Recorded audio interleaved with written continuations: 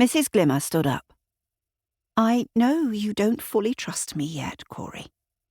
I've had to keep my secrets. But it may please you to know, today I will answer all of your questions. Okay then, he challenged her. Where are you from? She sighed. Not quite yet. I will tell you the name once we leave here. Cory wanted to shoot back, but he couldn't think of a retort. Okay. Celia stood up too. Are we leaving tonight? Mrs. Glimmer smiled. Yes, we are. Should we go pack? You don't have to. I think I have everything you will need back at my house. Cory frowned at her. Of course we need to pack. We'll be gone for 3 months. You don't have clothes that would fit us. Yes, I do. Her eyes glistened. I can always find clothes to fit any boy or girl. Cory was even more confused. What kind of house do you live in? Ah, she beamed with delight. A question I can answer. My house is a chateau on a cliff by the sea. It has many rooms, and we won't be alone when we get there. How are we going to get there? Celia asked. Mrs. Glimmer laughed excitedly, like the trickle of a distant stream. Another question I can answer. Thank you, Celia. She unfastened her necklace, dangling the tiny winged horse ornament. Oh, that's right. I need my cane. Cory, can you hand it to me? It's just there, leaning against the sofa. Cory reached over and took hold of her cane. He saw it up close for the first time. What he thought was an ordinary brass handle was actually shaped like a pair of wings, with the impression of a seashell in the middle. The rest of it was polished cherry wood, carved into a beautiful 3-strand braid. At last he obeyed and passed it to Mrs. Glimmer. Thank you, Cory.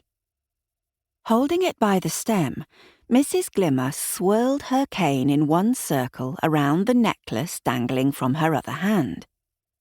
Instantly, the ornament grew to the size of a dove and came alive into a reddish-brown horse with feathered wings. Oh, said the winged horse as he stretched his legs. Well, good morning.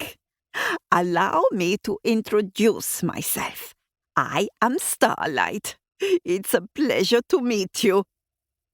Cory and Celia each let out a gasp of astonishment.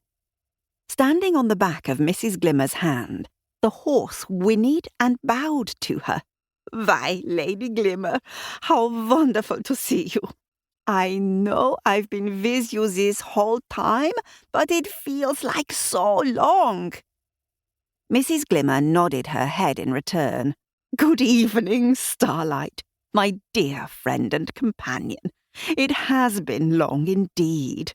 Thank you for staying in ornament form for 3 months. You are a real soldier. Nay, 3 months, Starlight nickered. Oh, my sugar, it only felt like 2 weeks.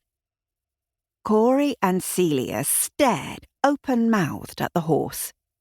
Starlight is my loyal friend and steed. He has served me well for many years. But we need to let him warm up a bit before we depart. Mrs. Glimmer unfastened the golden chain, and Starlight took off, soaring around the room. Oh! Ah! Starlight exclaimed. How good it is to use my wings! It's like the time when Lady Glimmer first came to this world. Cory and Celia ducked their heads. They couldn't believe their eyes. That's going to take us to your house? Cory asked.